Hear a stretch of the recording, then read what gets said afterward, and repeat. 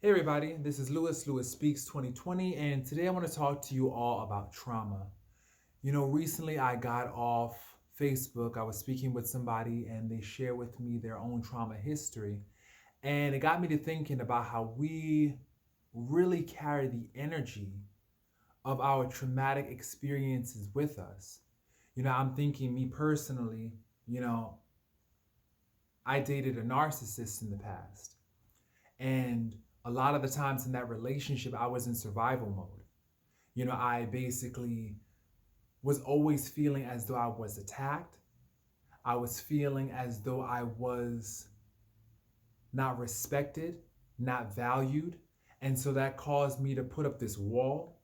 It caused me to be very defensive. It caused me to be very hyper vigilant, always preparing for the next attack. And I realized that I still have that energy. I still carry that energy to a certain degree.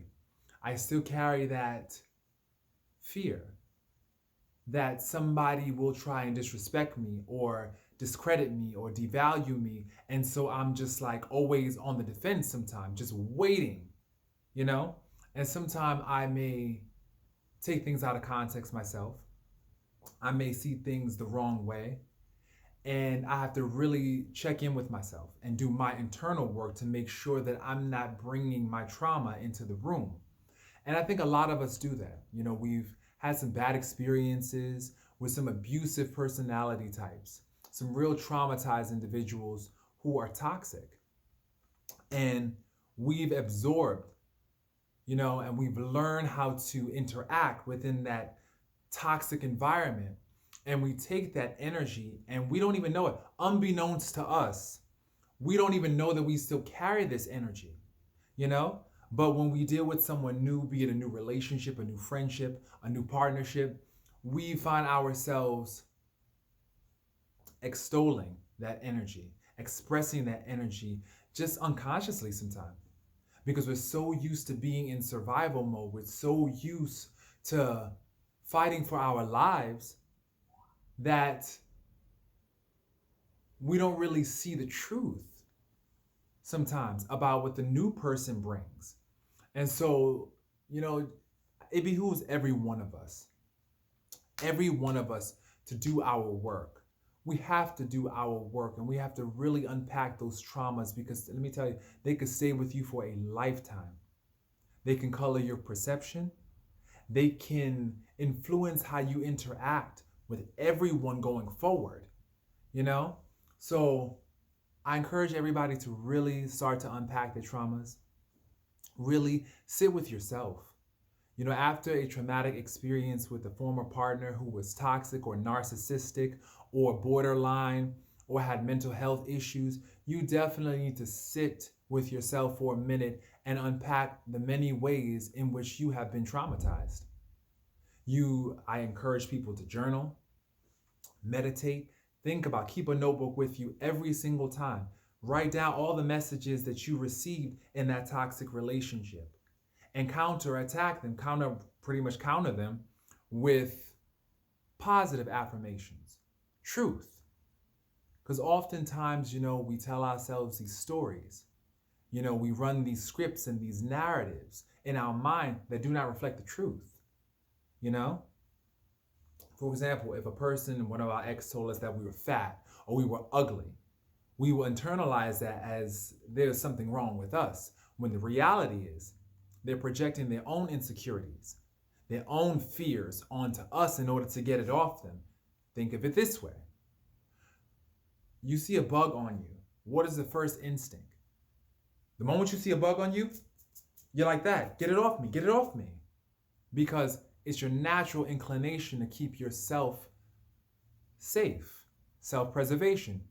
First law. So we're trying to keep ourselves safe. We're not thinking about the bugs that we put on someone else or flick onto somebody else or the pain that we inflict on somebody else. And so I think that this applies, to our traumas. And in an effort to get rid of our traumas, to deal with our traumas, we basically may just unintentionally, unconsciously flick it onto somebody else just to get it off of us. when really what we should be doing is trying to unpack, trying to unravel those traumas so that way we don't keep on holding on to them and projecting them onto other people and onto our relationships with others. I realize that it's important to really sit with yourself. And that's why right now I'm single.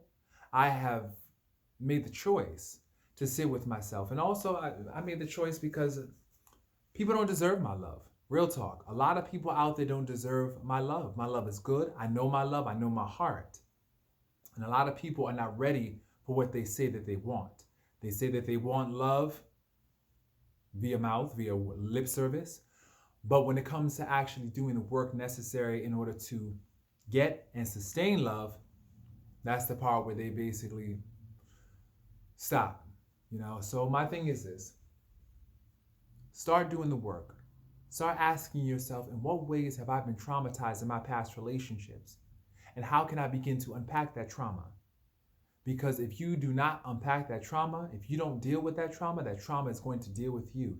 You're going to drag that bag in every relationship, and you're going to wonder why every relationship you get in fails and ends prematurely. It's because you have not did the work. You have not done the work on unpacking your traumas. So that's where I am. I don't want to keep on bringing these negative feelings or these fears with me everywhere I go. It's not healthy, it's not helpful, it's not productive, it's not getting me anywhere.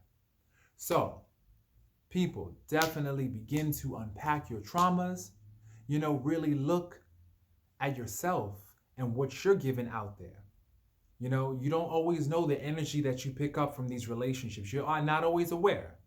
But that's when you really have to make a cognizant effort, a conscious effort to sit with yourself and ask yourself, how have I been affected, by this last relationship?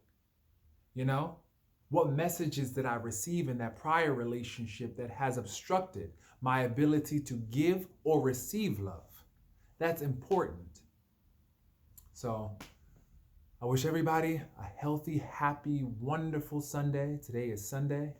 And I definitely want everybody to begin to explore their healing, because we can continue to drag the bags with us, but all that's going to do is keep us from getting the love that we deserve. So I encourage everybody to definitely explore the past relationships and don't stay in that place. Don't stay there. Explore it, but don't stay stuck there. You deserve a love supreme. And if you unpack those bags, if you begin to really explore, that love will come to you. And sometimes that love is not from a partner. It doesn't have to be from another person. Sometimes that love can be from you, from your creator, from God, from books, from television shows, from friends, from, neighbors, small acts of kindness. Sometimes that love can be in that form. It doesn't have to always come from another person. Being happily single is definitely, something to consider. That's a beautiful gift. And so I encourage people to embrace that gift. And if you choose to get a partner and to find love and find romantic love, let's just say that, then definitely begin to do the work on yourself so that way you can sustain that love. And so I wish everybody a wonderful Sunday again, and take care. Peace.